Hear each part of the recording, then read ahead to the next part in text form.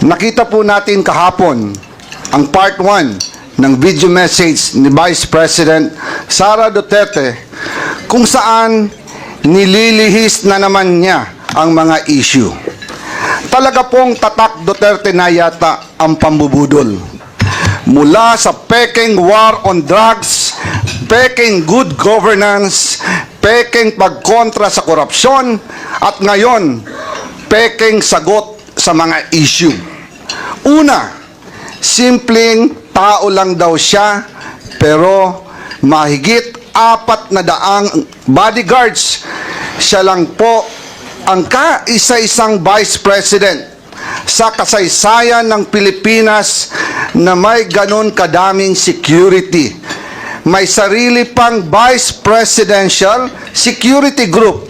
Never happened in the history of the Philippines.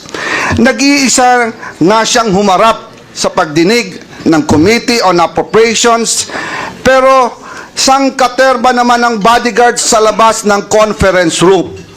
Humiling pa ng pagkain para sa 100 gwardiya na dala-dala niya at hindi naman kinain. Hindi po ba't pangiinsulto at pag-aaksaya ito ng resources ng gobyerno? Pangalawa, sinasabi niya hindi lang daw sanay ang ilang miyembro ng Kongreso na hindi makuha ang sagot na gusto nila. Karapatan at trabaho ng Kongreso ang pagbubusisi ng budget. Ang hindi niya pagsagot sa maayos na tanong at lalo pa ang hindi niya pagdalo sa hearing ngayon ay nagpapakita na kawalang respeto at paggalang sa mga kinatawan ng taong bayan.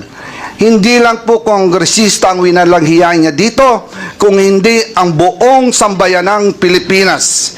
Tinatakpan niya ang hindi pagsagot sa tanong sa pamamagitan ng pag-iinsulto sa mga kongresista na ginawa lang naman ng kanilang mga trabaho. Gusto nila ang interbranch courtesy, pero siya mismo walang kortesiya sa Kongreso. Pangatlo, malinaw na pambubudol o panlilinlang sa mga Pilipino ang pagsasabi niyang kinikilala niya ang kapangyarihan ng Kongreso sa budget. Malinaw naman sa tao, live sa TV at internet, kung ano ang kanyang asal. Wala siyang sinagot ni isa man lang na tanong ng mga kongresista. Abogado pa naman siya, pero mukhang absent siya nung tinuro ang prinsipyo ng separation of powers at Kongreso bilang co-equal, kapantay ng sangay ng gobyerno ng ehekutibo. Batay sa ating representative democracy, ang mga kongresista ay binoto bilang kinatawan ng taong bayan. Kaya kapag ang isang kongresista ay nagtatanong sa paggamit ng budget, siya ay nagtatanong hindi lang bilang individual, kundi bilang kinatawan ng Pilipinong bumoto sa kanya. Demokrasya at hindi po tayo monarkiya. Wala tayong hari at reyna. Sunset na po ang dating administrasyon.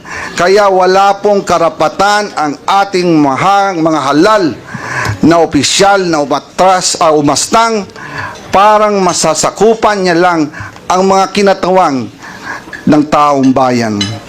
Pang-apat, paulit-ulit niyang sinasabi, I will defer to the wisdom of Congress. Pero hindi naman po ito totoo.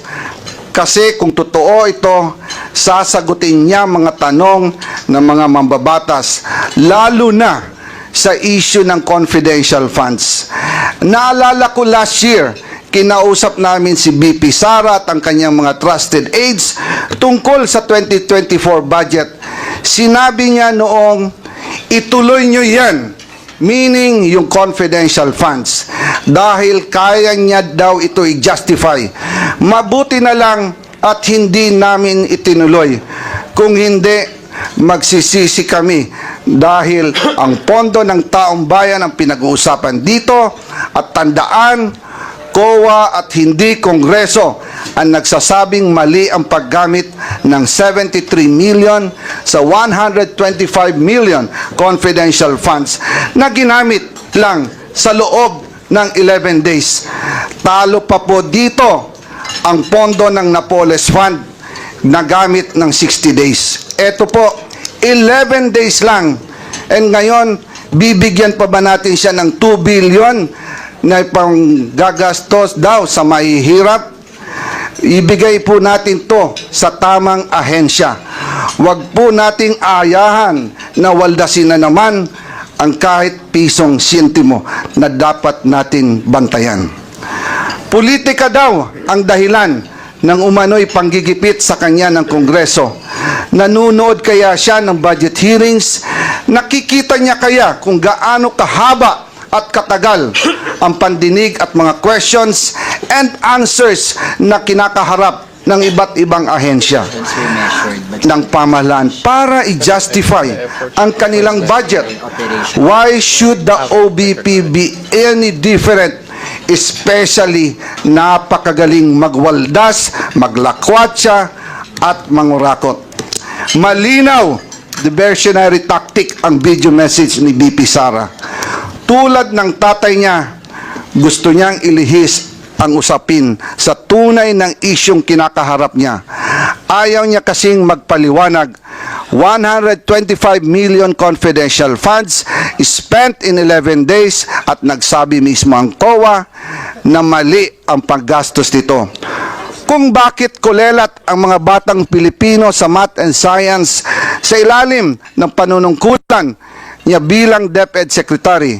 Kung bakit sirang gatas, may insekto at inaamag na Nutriban ang pinamimigay sa mga mag-aaral.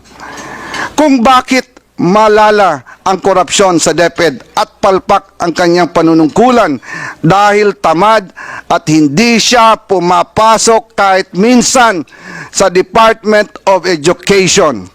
At higit sa lahat, kung bakit sa gitna ng lahat na kapalpakan at katiwalian, ito ay dapat siyang pagkatiwalaan pa ng 2 billion sa 2025.